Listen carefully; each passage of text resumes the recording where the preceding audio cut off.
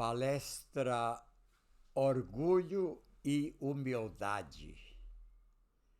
É do capítulo 7º do Evangelho segundo o Espiritismo. Orgulho.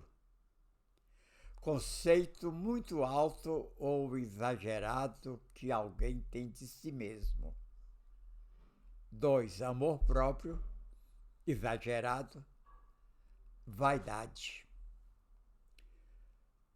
O orgulho leva a vos crer mais do que sois, a não poder sofrer uma comparação que possa vos rebaixar e vos considerar, ao contrário, tão acima dos vossos irmãos, seja como espírito, seja como posição social, seja mesmo como superioridade pessoal, que o menor paralelo vos irrita e vos fere. Orgulho. O orgulho eis a fonte de todos os vossos males, Dedicai-vos, pois, à tarefa de destruí-lo, se não quiserdes perpetuar as suas funestas consequências. Missão do homem inteligente na Terra. Orgulho. Não vos orgulheis do que sabeis, porque esse saber tem limites bem estreitos no mundo em que habitais. Qual o maior obstáculo ao progresso? É a questão 785 do Livro dos Espíritos. O orgulho e o egoísmo. Refiro-me ao progresso moral, porquanto o intelectual se efetua sempre. Inteligência. Se Deus, em seus desígnios, vos fez nascer num meio onde pudesse desenvolver a vossa inteligência, é que Ele quer que dela useis para o bem de todos, porque é uma missão que vos dá. Sabedoria. Aquele dentre vós que se julga mais que seu irmão e que se vangloria é insensato. Sábio é o que trabalha por si mesmo, como humilde em seu campo, sem se envaidecer da sua obra. É da Revista Espírita de 1858. Pergunta 275. O poder e a consideração de que um homem gozou na terra lhe dão supremacia no mundo dos espíritos? Não, pois que os pequenos serão elevados e os grandes rebaixados. Leia os Salmos. Como devemos entender essa elevação e esse rebaixamento? Não sabes que os espíritos são de diferentes ordens, conforme seus méritos? Pois bem, o maior na Terra pode pertencer à última categoria entre os espíritos, ao passo que o seu servo pode estar na primeira. Compreendes isto? Não disse Jesus: aquele que humilhar será exaltado e aquele que se exaltar será humilhado? Orgulho. De todas as disposições morais, a que maior entrada oferece aos espíritos imperfeitos é o orgulho. Livro dos Médiuns, o capítulo 20. Todo aquele que se eleva será rebaixado. Convidados para as bodas, Lucas 14, 7 e 11. Não procureis, pois, o primeiro lugar na terra, nem vos colocar acima dos outros, se não quereis ser obrigados a descer. Procurai, ao contrário, o mais humilde, o mais modesto, porque Deus saberá vos dar o lugar mais elevado no céu, se o merecerdes. A simplicidade da criança, que está em Mateus 18, 1, 5. Será o maior no reino dos céus quem se humilhar e se fizer pequeno como uma criança. Quer dizer, quem não tiver nenhuma pretensão de superioridade ou de infalibilidade. Humildade, do latim humus, que significa solo sob nós, ou filho da terra, originando humano e humanidade. Humildade, virtude pela qual reconhecemos nossas limitadas consciências de si. 3. Modéstia.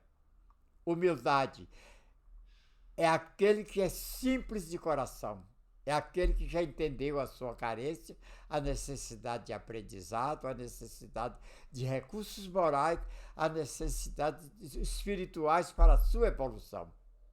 É o contrário daquele que fechou as portas da alma para a aquisição de valores espirituais. Humildade.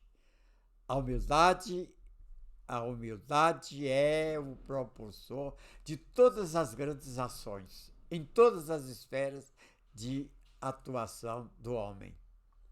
Lava-pés é a figura de Jesus, aí a lava-pés. Jesus derramou água numa bacia e começou a lavar os pés dos seus discípulos, enxugando-os com a toalha que estava na sua cintura. Depois de lhes ter lavado os pés, tomou o manto e se assentou-se outra vez à mesa e perguntou-lhes: entendeis o que vos tenho feito? Lava-pés. Vós me chamais mestre e senhor e dizeis bem, porque eu sou. Ora, se eu, senhor e mestre, vos lavei os pés, vós deveis também lavar os pés uns dos outros, porque eu vos dei exemplo, para que, como eu vos fiz, façais vós também. Aí está a cerimônia do lava-pés, a figura, Jesus lava os pés do apóstolo. Humildade, na verdade vos digo que não é o servo maior do que o seu senhor, nem o mensageiro maior do que aquele que enviou. Agora que você sabe essas coisas, felizes serão se as praticarem. Humildade. O divino semeador ausentou-se da grandeza que se acolhe e veio até nós, espalhando as claridades da revelação e aumentando-nos a visão e o discernimento. Humildade. Humilhou-se para que nos exaltássemos e confundiu-se com a sombra, a fim de que a nossa luz pudesse brilhar, embora lhe fosse fácil fazer-se substituído por milhões de mensageiros, se desejasse. Tomai a lei do Cristo por regra invariável de vossa conduta. Sermão da Montanha. Está aí uma das mais brilhantes pinturas sobre o Sermão da Montanha. Bem-aventurados os pobres de espírito, porque deles é o reino dos céus. Em todas as circunstâncias, Jesus coloca a humildade no plano das virtudes que nos aproxima de Deus e o orgulho entre os vícios que nos distanciam dele. E isso por uma razão muito natural, de vez que a humildade é um ato de submissão a Deus. Enquanto que o orgulho é uma revolta contra ele, mais vale, pois, para a felicidade do homem ser pobre de espírito, no sentido do mundo, e rico em qualidades morais. O reino dos céus é daquele que aprendeu a ser humilde. Em dizendo que o reino dos céus é para os simples, Jesus quer dizer que ninguém é nele admitido sem a simplicidade de coração e a humildade de espírito. Que o ignorante que possui essas qualidades será preferido ao sábio que crê mais em si do que em Deus. Palavras de Allan Kardec.